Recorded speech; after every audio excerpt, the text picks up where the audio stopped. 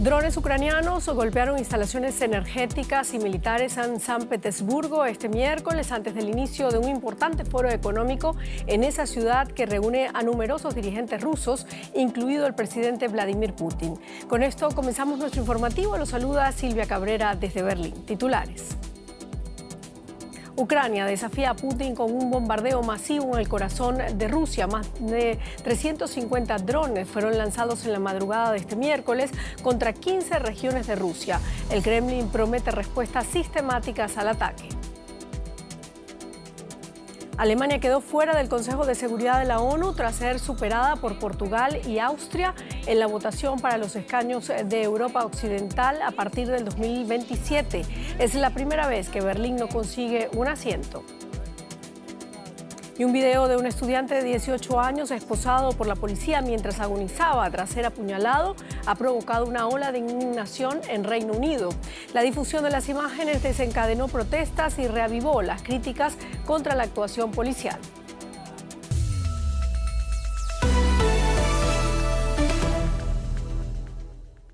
Bienvenidos. Ucrania atacó este miércoles con drones la ciudad portuaria de San Petersburgo, el mismo día en que comienza allí el principal foro económico internacional de Rusia. Las autoridades rusas aseguran que derribaron decenas de drones y confirmaron que varias zonas de la ciudad fueron alcanzadas por los ataques, aunque no se reportan víctimas. El gobierno ucraniano afirma que sus drones impactaron contra un buque naval y una importante refinería. San Petersburgo amanecía con densas columnas de humo después de un ataque ucraniano de larga distancia con drones que tomó por sorpresa a la ciudad rusa en la madrugada del miércoles. Esta refinería, ubicada en sus afueras, resultó incendiada tras la lluvia de drones. El gobernador de San Petersburgo afirmó que los ataques alcanzaron infraestructuras importantes en varios distritos, provocando destrozos y varios heridos. Imágenes difundidas por Ucrania muestran el momento previo al impacto de sus drones en una base naval. En redes sociales, el presidente ucraniano publicó que habían golpeado instalaciones importantes en territorio ruso, destacando la importancia de la terminal petrolera para la maquinaria de guerra rusa. Ucrania responde así a los últimos bombardeos rusos que causaron 18 muertos y decenas de heridos. Una respuesta que parece tener especial relevancia por el lugar y el momento elegidos. San Petersburgo, antigua Leningrado, es la ciudad natal de Vladimir Putin. Además, estos días acoge un foro económico internacional al que muchos llaman el Davos ruso, en referencia al Foro Económico Mundial de Suiza, y cuyo objetivo es atraer la inversión exterior mostrando la mejor cara de Rusia. El ataque a escasos kilómetros de la sede del foro hace que la ciudad parezca vulnerable en un momento inoportuno. Rusia ha sido contundente en su respuesta. Les recuerdo lo que declaró nuestro Ministerio de Asuntos Exteriores. Nuestras respuestas serán sistemáticas. De hecho, ya están siendo sistemáticas. Hace solo un mes que Zelensky y Putin hablaron sobre encontrar una salida pacífica a una guerra que empezó hace más de 4 años. Los ataques masivos de ambas partes esta semana parecen alejar de nuevo esa posibilidad. Analizamos el tema con Ricardo Marquina en Tallin. Ricardo, San Petersburgo está a más de 1.500 kilómetros de Ucrania. ¿Cómo logró el ejército ucraniano llevar a cabo este ataque? Buenas noches desde el Báltico. Bueno, hace exactamente un año se realizó la operación Tela de Araña, en la que infiltraron dentro de Rusia camiones e infraestructura para atacar con drones de corto alcance objetivos militares. Ha pasado un año, se cortó el suministro estadounidense de material de largo alcance. Ucrania no tiene misiles para golpear dentro del país, con lo cual desarrolló su industria de drones de largo alcance que llegan casi hasta los 2.000 kilómetros. Hemos visto ataques ucranianos tan lejos como, por ejemplo, Ekaterimburgo o Perm, con lo cual ha sido un esfuerzo tecnológico y militar por parte de Ucrania en desarrollar su propia industria militar de drones, y seguramente ahora hay 2 países en el mundo, en Europa, capaces de generar estos drones. Uno es Rusia y el otro es Ucrania. Mm. Bueno, este ataque coincidió con la apertura del Foro Económico Internacional de San Petersburgo y afectó infraestructuras críticas en la región de Leningrado. ¿Qué impacto tiene este episodio en la imagen de seguridad que el Kremlin intenta proyectar ante inversiones o inversores y socios internacionales? Bueno, la imagen es catastrófica. Una de las imágenes más impactantes ha sido ver a policías de tráfico con armas de corto alcance, con rifles Kalashnikov disparando a los drones. ¿Por qué la segunda ciudad más importante de Rusia no cuenta con un sistema de defensa aérea mejor? Porque no había drones interceptores en San Petersburgo, sobre todo porque esto no es nuevo. San Petersburgo y Leningrado ya habían sido atacados con anterioridad y todo el mundo podía suponer que en un evento donde iba a estar Putin, como está Putin hoy en San Petersburgo, pues sería un objetivo muy goloso para las fuerzas ucranianas. ¿Cómo es posible que hoy haya sido tan vulnerable San Petersburgo? Es una imagen terrible para la seguridad de las ciudades rusas, porque ya ha quedado claro que ninguna ciudad, ni Moscú ni San Petersburgo, son vulnerables a este tipo de ataques. Bueno, y Rusia acusa a Occidente de estar detrás de estos ataques ucranianos. ¿A qué se refiere concretamente? Bueno, hay que entenderlo como la propia propaganda del sistema, sobre todo para intentar echar balones fuera, para culpar a la OTAN de estar detrás de los ataques.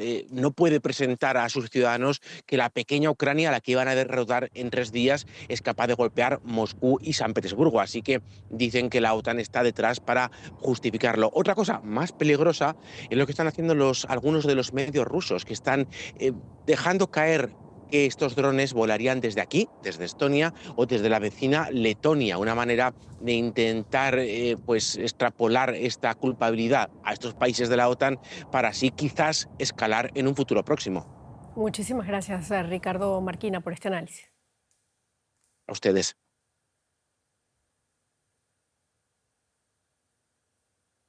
Y los británicos siguen aún conmocionados por el asesinato a puñaladas del estudiante de 18 años, Henry Novak, luego de que se conocieran este lunes las imágenes de la policía arrestando a la víctima en lugar del agresor, un joven de 23 años de religión chiita. Cientos de personas se congregaron este martes frente a la comisaría central de Southampton y luego se dirigieron al lugar del crimen, donde los enfrentamientos con la policía dejaron 12 agentes heridos. El hecho inflamó el debate sobre migración y las acusaciones a las autoridades de privilegiar a las minorías étnicas en detrimento de la población blanca. El asesino, de 23 años, fue condenado el lunes a 21 años de prisión. Hablamos más de esto con Daniel Póstico en Londres. Daniel, ¿qué pasó exactamente? ¿Quiénes estuvieron involucrados en la violencia de anoche? Hola, buenas tardes. Primero se produjo una protesta espontánea y pacífica por parte de ciudadanos británicos en la ciudad de Southampton, donde fue asesinado Henry Novak, que protestaban después de ver las imágenes que habían aparecido de la agonía de Novak al considerarlo como el agresor.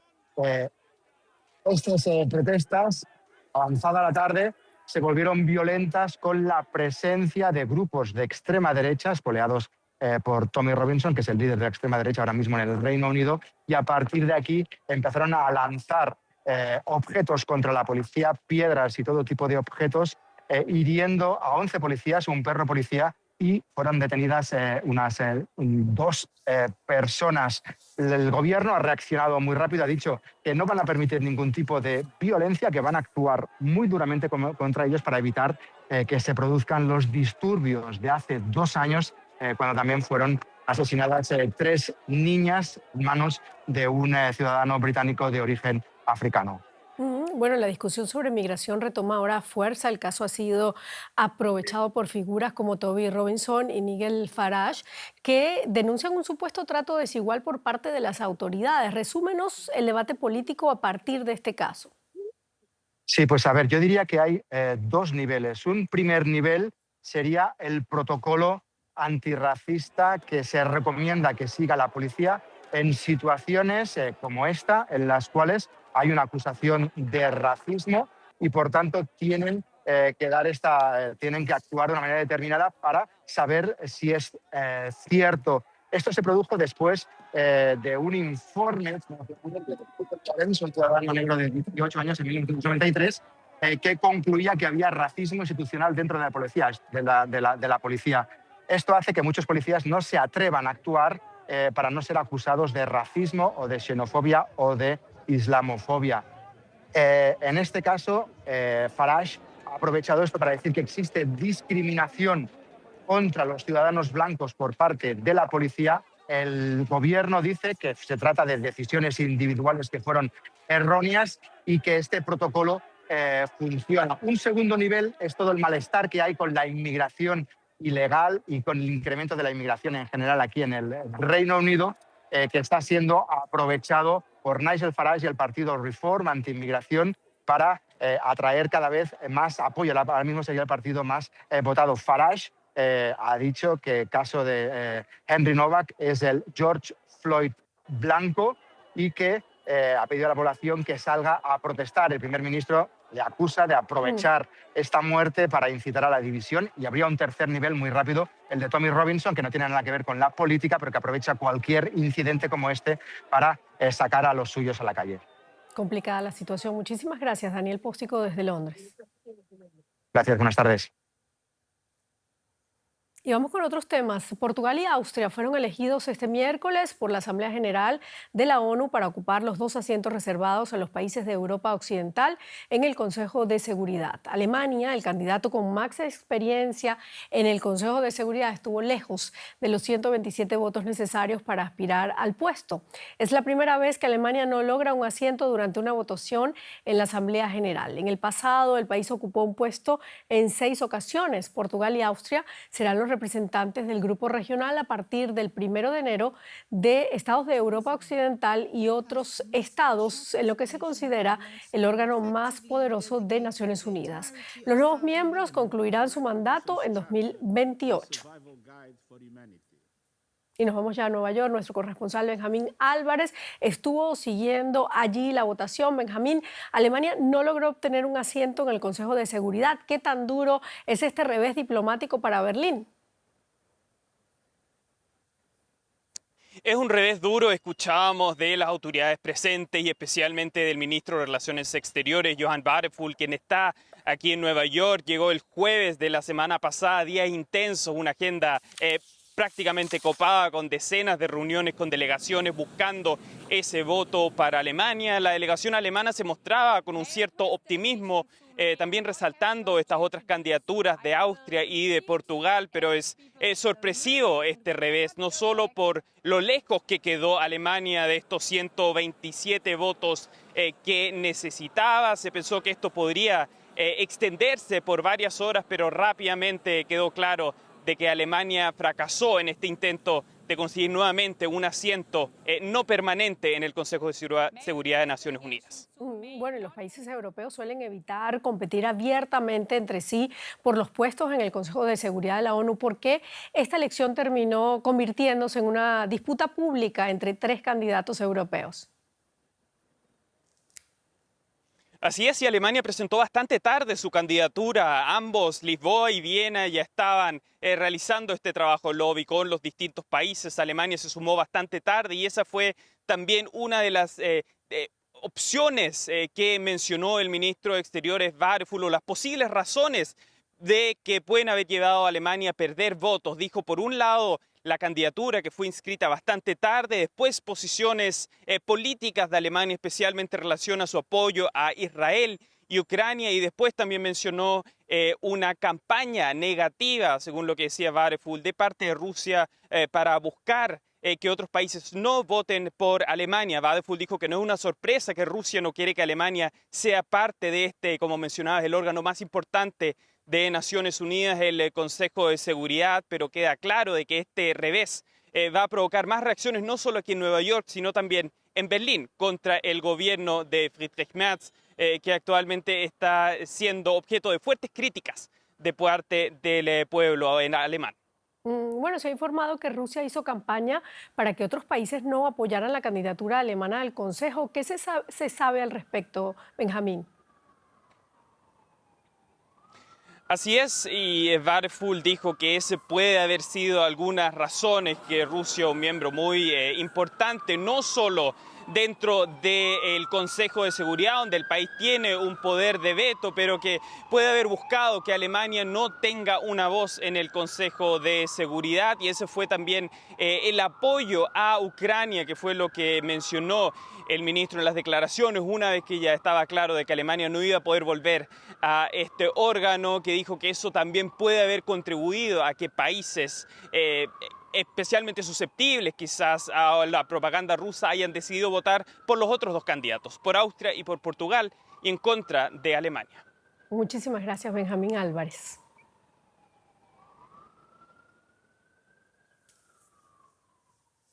Y vamos ahora directamente a la economía con Juliana González. Muchas gracias, Silvia. Y nos quedamos en Estados Unidos porque la administración de Donald Trump anunció una nueva imposición de aranceles contra 60 socios comerciales.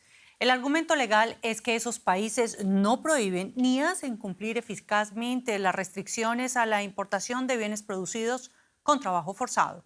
La Oficina del Representante de Comercio de Estados Unidos anunció este miércoles la propuesta. Los gravámenes serían del 10% para Canadá, México, la Unión Europea y Reino Unido, y del 12,5% para China, India, Japón, Corea del Sur, Brasil y Suiza.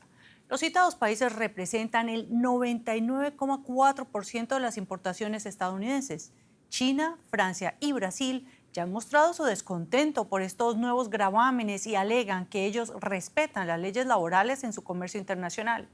Esta nueva ronda arancelaria es la reacción del gobierno republicano al revés recibido por la Corte Suprema, que calificó en febrero de inconstitucional esa batería de aranceles impuestos por Estados Unidos a la mayoría de sus socios comerciales. Bueno, ¿y cómo ha reaccionado la Unión Europea? Nosotros lo vemos con mi colega José David Navarro, a quien saludo con mucho gusto en la Bolsa de Frankfurt. José, la amenaza de aranceles llega en medio precisamente de los trámites en Europa para ratificar ese acuerdo comercial con los Estados Unidos. Cuéntanos en qué puede quedar todo esto y qué reacciones ha habido a este nuevo anuncio.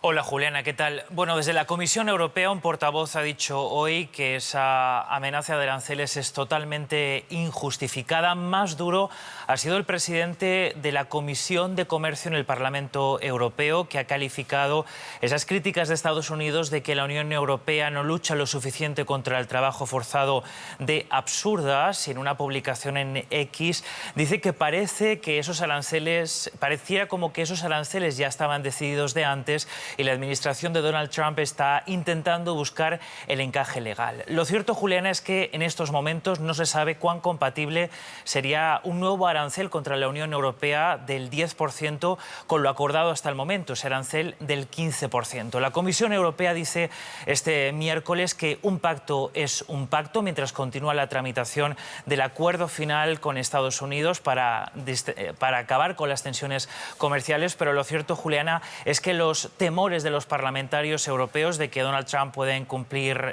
lo acordado y lo prometido se reflejan hoy con esa nueva amenaza de aranceles a la Unión Europea.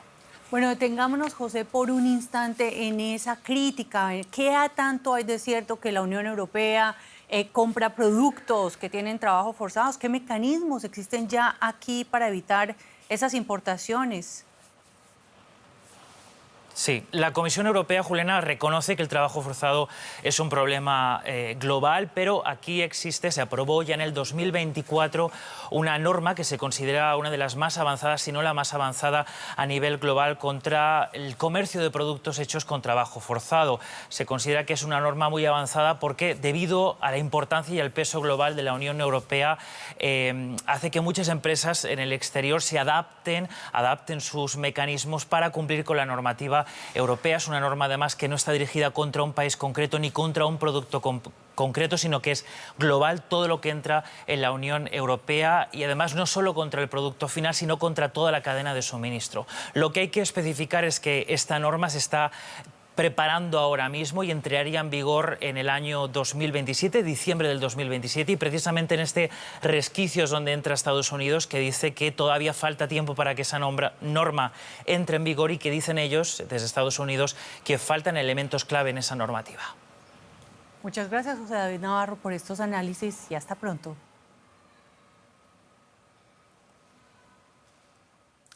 Y justamente la imposición de aranceles por parte de Donald Trump y la guerra de Irán son los factores que impactan en las previsiones económicas. Según el informe de pronósticos de la OCDE para este año, el crecimiento mundial podría retroceder de un 3,4% en 2025 a un 2,8% este año, el 2026. La Organización para la Cooperación y el Desarrollo Económico calcula esta caída de 6 décimas partiendo de la hipótesis de que la guerra acabe pronto y los precios de la energía comiencen a bajar en las próximas semanas. En el peor de los casos, la economía mundial crecerá apenas un 2,1% este año y un magro 1,8% en 2027, con mayor desempleo e inflación. En el caso de América Latina, Brasil mejoraría su crecimiento, Argentina se mantendría estable y la economía mexicana se resentiría con una tasa muy cercana al 1%. Y a propósito del conflicto en Irán, en Medio Oriente, el cierre del estrecho de Hormuz con el consiguiente encarecimiento del petróleo y del gas, pues esto tiene amplias repercusiones. Los consumidores no solo lo notan en las gasolineras, también las empresas deben hacer frente al aumento de los costes energéticos. Esto se traduce normalmente en una subida de precios de numerosos productos y ahora que se acerca el verano europeo, muchos turistas y ciudadanos tendrán que pagar un poco más por la bebida nacional de muchos países, la cerveza. El verano es la mejor época para una cerveza bien fría, pero el aumento global de los precios del petróleo y el gas también afecta a la industria cervecera, encareciendo los gastos de energía, transporte, aluminio, vidrio y materias primas importadas necesarias para su producción. Algunas empresas temen sufrir un fuerte impacto económico. Producimos vapor y la sala de cocción funciona con vapor, así que si sube el gas también aumentan nuestros costes. Del mismo modo, algunos trabajadores tienen miedo a perder sus empleos si las empresas no pueden cubrir los costos. ¿Seguiremos aquí dentro de 2, 3 o 4 años? ¿Cerrará la empresa? Son preguntas reales que la gente se está haciendo. Las cervecerías se han visto así obligadas a subir sus precios y los consumidores ya lo están notando en los supermercados. Si sube demasiado, consumiré menos. Probablemente me cambie a una cerveza más barata. Con el alza de los precios, las ventas también podrían caer, teme el encargado. La cerveza es un producto para disfrutar ahora con el calor. No es momento para subir los precios a nuestros clientes. Sin embargo, las cervecerías no tienen otra opción si quieren sobrevivir. Confían en que si el producto es bueno, la gente seguirá comprando. Si suben los precios, seguiré tomando cerveza, pero tomaré mucho menos. Solo queda confiar en una baja de los precios de la energía y también de la cerveza.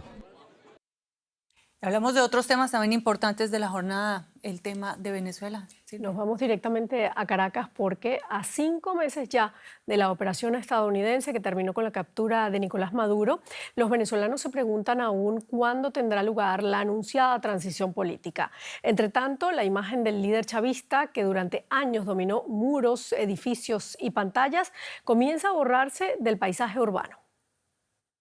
Hace apenas unos meses, el control político absoluto y la figura del expresidente Nicolás Maduro parecían inamovibles. Hoy, 5 meses después de su detención, Venezuela asiste a un fenómeno inusual, el progresivo desmantelamiento físico y simbólico de su imagen. En la calle, las opiniones están divididas entre el alivio, la indiferencia y la necesidad de pasar página, pero coinciden en que la omnipresencia visual se va terminando. A nivel oficial, la presencia de la presidenta encargada, interina, ya no hay esos retratos del gobierno, del expresidente Chávez, del mismo Nicolás Maduro, ya no hay otros colores incluso que no forman parte del color político que ellos representaban en el momento. La resonancia mediática se ha disminuido mucho, ¿no? En las radios gobierneras y en las televisoras del gobierno.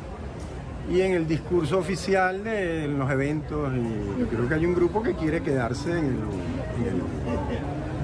con el gobierno, con el poder, y ese grupo, para poder quedarse, tendrá que deslastrarse de cierta figura, de cierta herencia, para poder mantenerse. La duda es si se podrá mantener solo con eso.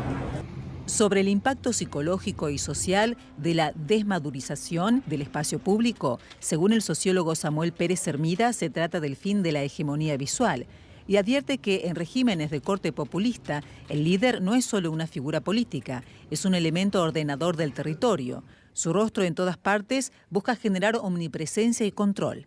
Al caer preso y desaparecer físicamente, se produce un shock de desidealización.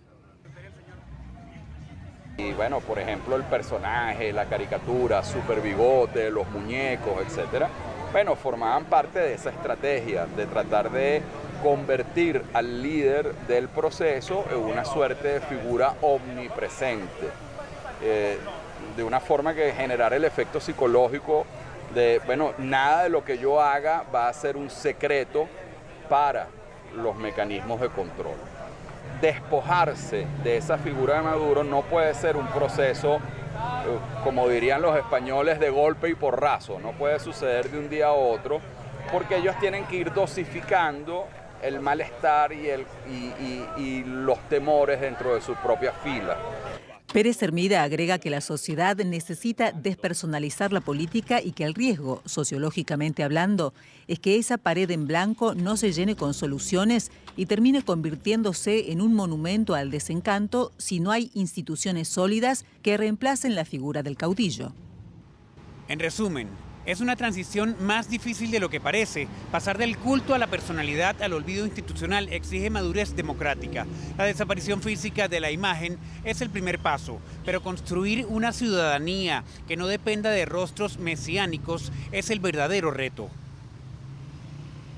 Y el Papa León XIV ha nombrado a la mexicana Montserrat Alvarado como nueva prefecta de comunicación del Vaticano. Será la primera mujer y laica que dirija en solitario uno de los ministerios de la Santa Sede.